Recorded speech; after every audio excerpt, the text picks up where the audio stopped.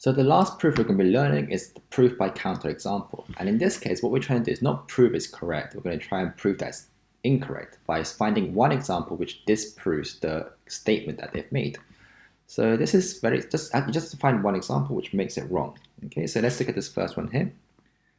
If n is a positive integer, then n to the power 4 minus n is divisible by 4. So we have to choose a value of n which disproves this.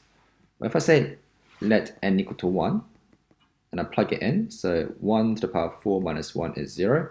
This is it's not divisible by 4, so we've disproved it. We've found a counterexample, so it means it's incorrect.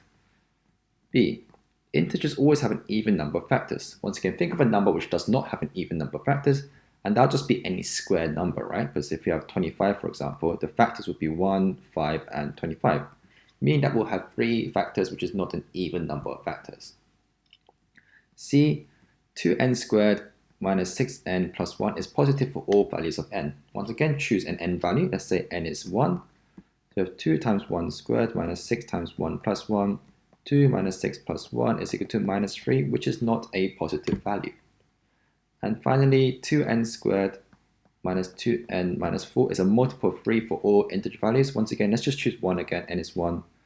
2 times 1 squared minus 2 times 1 minus 4. 2 minus 2 minus 4 is equal to minus 4, which is not a multiple of 3. So this counterexample is maybe one of the more easier ones, but you just have to choose one value or one term which will disprove this initial statement.